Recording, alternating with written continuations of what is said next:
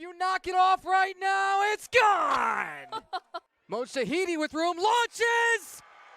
Kaboom! From another time zone.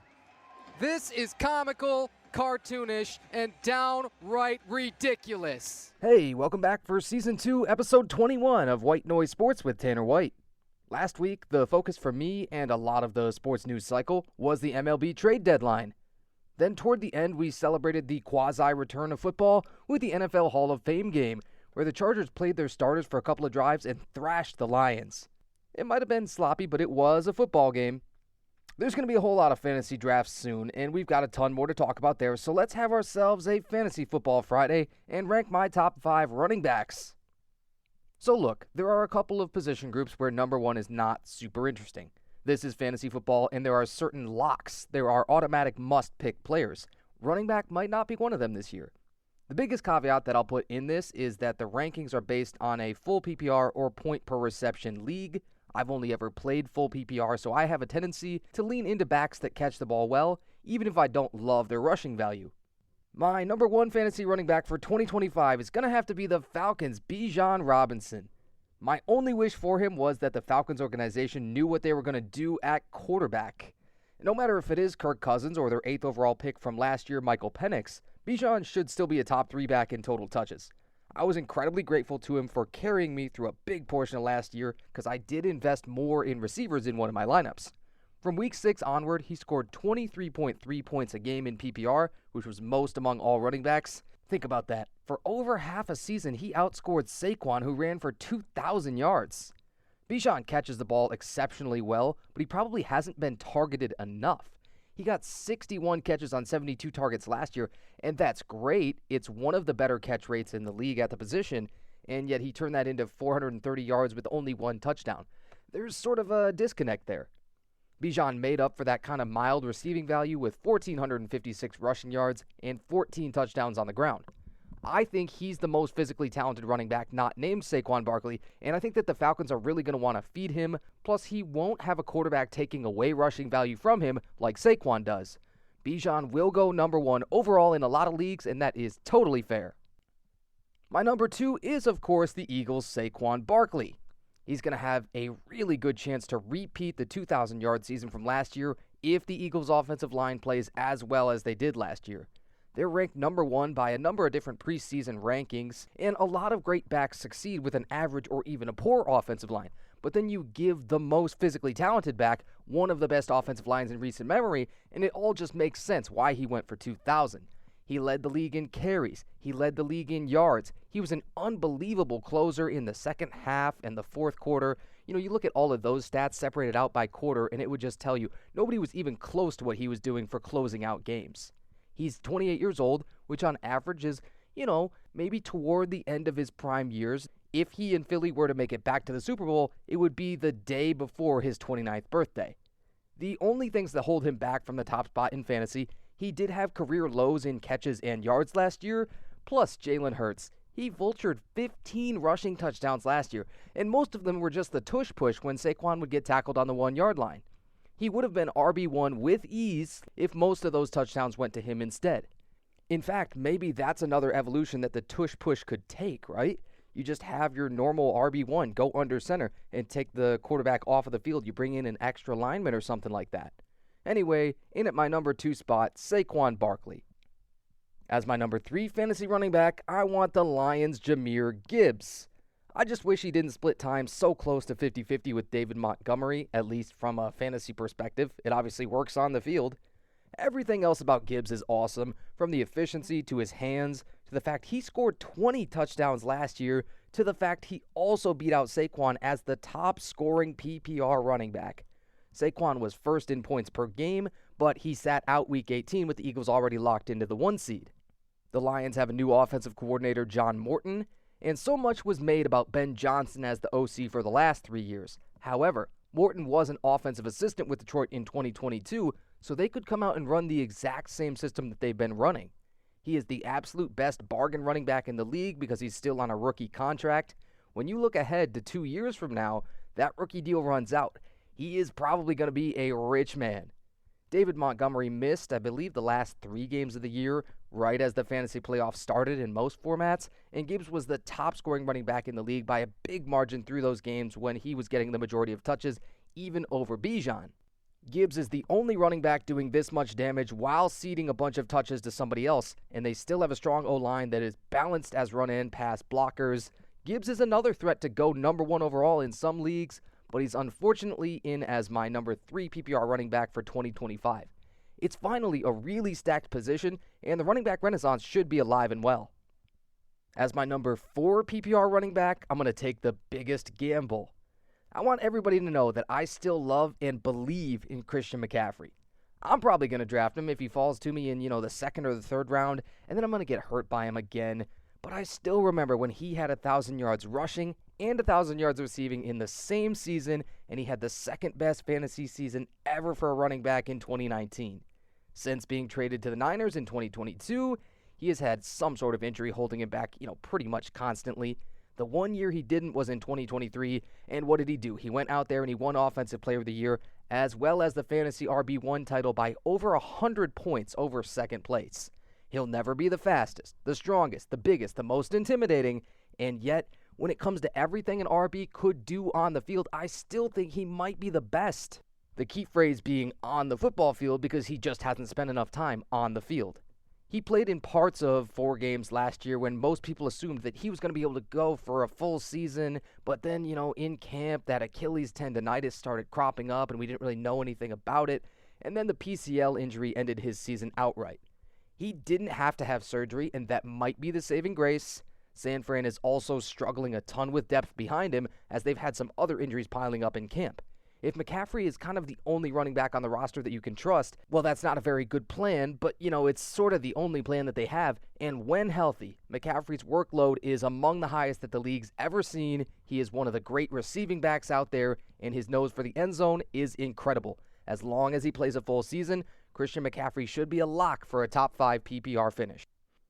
And to round out my top 5, I'm not certain if I should lean too much into performance from last year or if player pedigree is a better indicator. And for that reason, I've been going back and forth between Joe Mixon, Bucky Irving, Chase Brown, Derrick Henry. There are lots of really good options, PPR or not, that are going to go within the first 3 rounds. Still, I do top 5s, or I've been doing top 5s at least, so I have to pick somebody.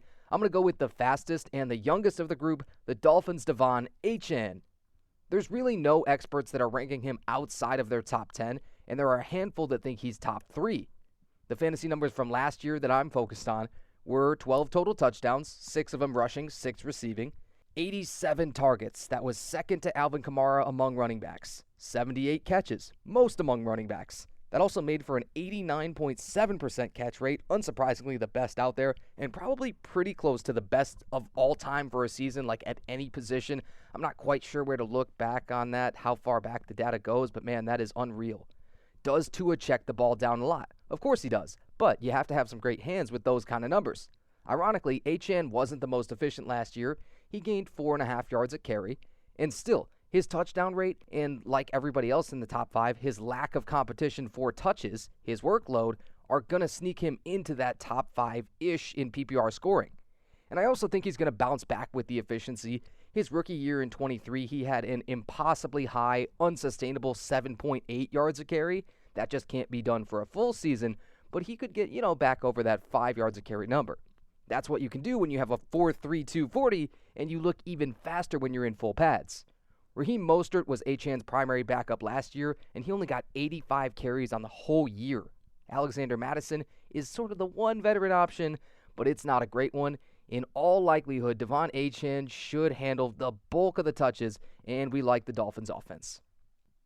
And that's my top 5 PPR running backs for 2025 in fantasy.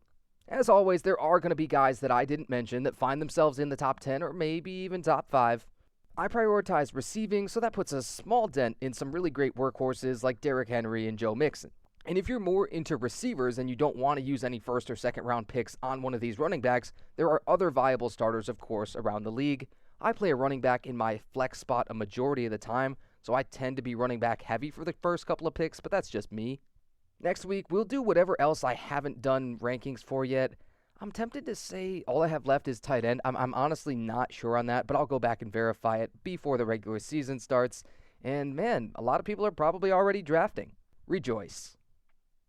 Now I want to quickly check in on MLB MVP races and make my predictions just to get on the record with them before the stretch run starts. I had some more pomp and circumstance, in fact, a lot more, in predicting the postseason awards last year. I had a guest on, and I did it alongside a big full 30-team power rankings, and I had this really long recording session with him, but I just don't have that kind of time this week or next to do cool stuff like that. It's unfortunate. Let's make it quick and just do the MVPs for now. In the American League, all the candidates that I could see winning are Aaron Judge, Cal Raleigh, and Tarek Skubal has quietly crept up to third in odds by most sportsbooks.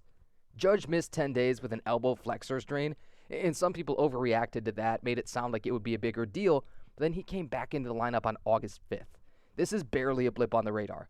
He could lock up the batting title in the AL with a couple of strong weeks here. He's got a 15-point lead currently in average over the Astros' Jeremy Pena. Cal Raleigh is still in the running for the best offensive season ever for a catcher. His glove is average this year, but average defense as a catcher is more valuable than average defense at other positions. And finally, Skubal is currently around plus 6,500, and he would be the first full-time starting pitcher, especially if you don't count Shohei Ohtani, to win MVP since Clayton Kershaw. He leads the league in whip, fewest walks, pitching wins above replacement, and he's top 5 in pretty much everything else like wins, strikeouts, strikeout rate. I would love to see another pitcher win it, as innings and wins are really highly de-emphasized, and those always kind of used to factor in heavily, but I still, my head and my eyes tell me it's going to be Aaron Judge. I hate to say that, and probably the Judge is going to come very close to the Triple Crown if he finishes out strong. He's going to have 3 MVPs and lock up his Hall of Fame spot for good. I could see Skubal jumping up to second, but I think people are too in love with Cal Raleigh, and that's going to kind of leak over into the voting. In the National League, I fear it's going to be impossible for anybody to catch Shohei Ohtani, even though he is maybe not the best offensive player in the league anymore. Hear me out. There's no real way, though, for anybody to overcome the two-way value that he has because he's incredible on the mound right now. 19 innings is all he's thrown for the year, and that's an incredibly small sample size, his longest outing in 8 starts being only 4 innings, but he's thrown to the tune of a 2.37 ERA, struck out 25, walked 5. His offensive numbers are still fantastic, of course, 39 home runs, 75 RBIs, 987 OPS, but as purely a hitter, I would probably give the edge to Kyle Schwarber right now with the Phillies. I like traditional counting stats a bit more than most, and Schwarber has 40 home runs, 94 RBIs, the latter leading all of baseball. Schwarber's also third in the league with 75 walks. It is likely down to those two in the National League, with the Cubs' Pete Crow Armstrong on the outside looking in, even as he'll inevitably go way over 30 home runs, 30 stolen bases. And Ohtani and Schwarber are pretty much exclusively designated hitters. That is, when Ohtani's not pitching, of course.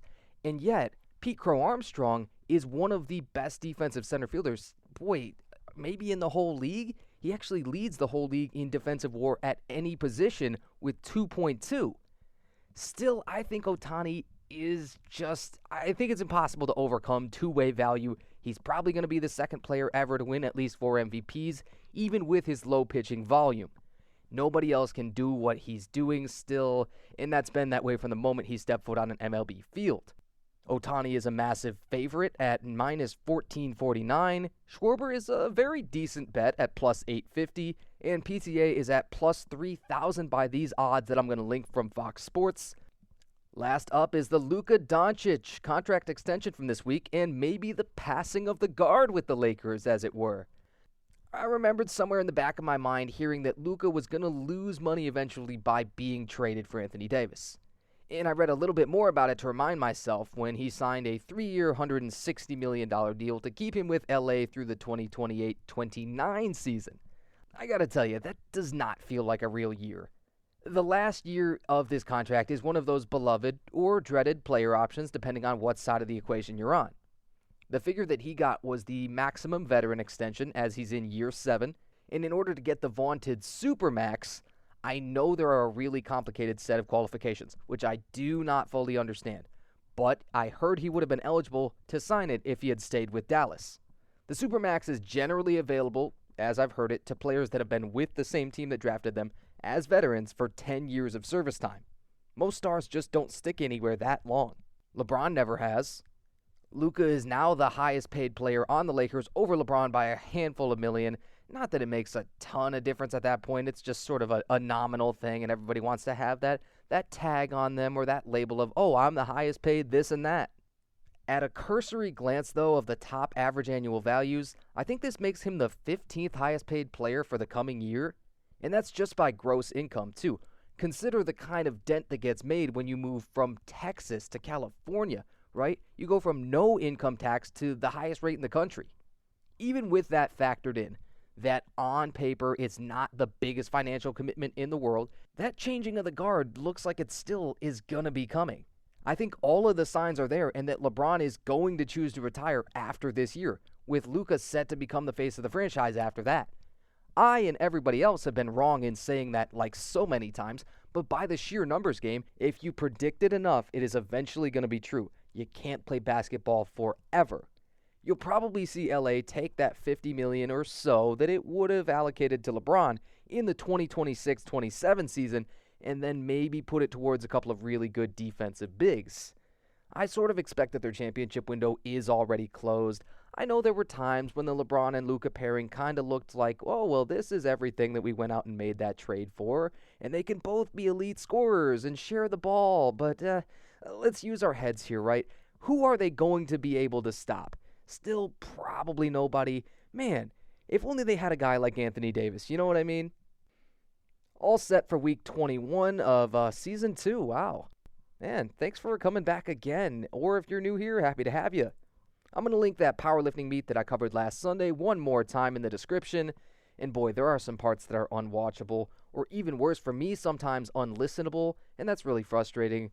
There was a time when the camera elements wasn't turned on in the streaming software, so it was just a blank screen up there. There was plenty of time. In fact, I think it was all the way through squats that the audio source wasn't set right to my audio, so I couldn't actually be heard. I think it was just defaulting to the internal computer mic, so of course it sounds terrible. There was a power outage in the middle of the meet, and that was ironically one of the smaller challenges. It only had the stream down for, 5 minutes or so. But look, all of this to say, the sport still has so much further to go. Social media, streaming, they need a true TV presence, I think, for big and especially national events.